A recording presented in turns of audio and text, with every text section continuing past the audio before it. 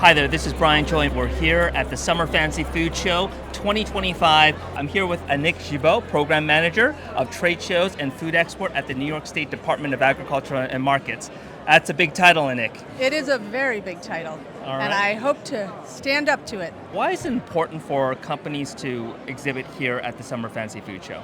Exhibiting at trade shows like the Summer Fancy Food Show really give our producers and processors a lot of exposure to buyers from all over the world, which can really help them take their businesses to the next level when they're at that point of production and they're ready to make that next step. And for your organization, why is coming here a key part of your export development strategy?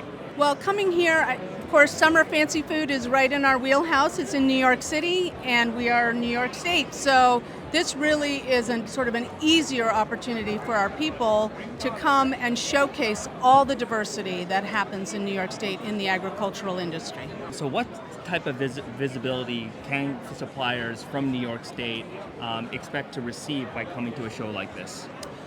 So in a show like this, there are buyers that come around who have been brought in from different organizations such as Food Export. So there are groups of buyers that come through on the foreign markets.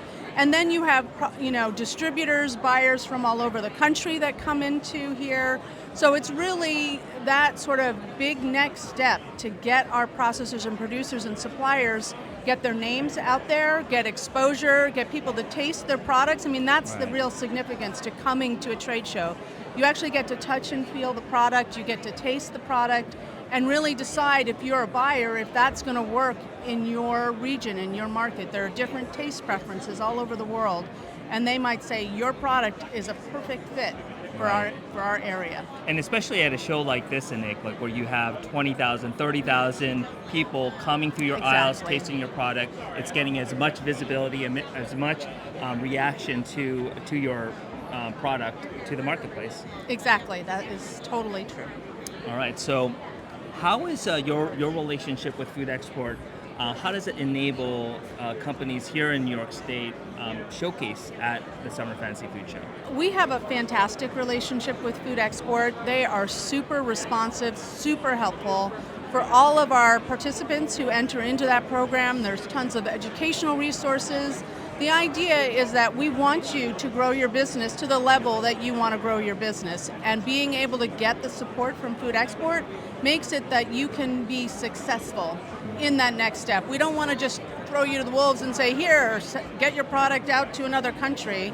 Instead, what we try to do is, with our Food Export partnership, give you that education, get you to the next step so that you're fully informed in the process, how it all works, and you're getting that support both educationally, advising, and financially, because there are programs that do some financial assistance that really get our people to that next level. And it's a very invaluable partnership. Yeah, 100% agree. My last question, Anik, for those companies out there that are hesitant of coming to a show like this, even with the help of Food Export, what's your message to those companies and founders? Oftentimes what I do is I suggest that companies maybe try doing the buyer's mission, because the buyer's mission is slower. It's not this massive motion and all these people, so this can be a little overwhelming in that process of doing a trade show. So doing a buyer's mission is one-on-one meetings with companies that want to buy products that are in your area, like what you're supplying.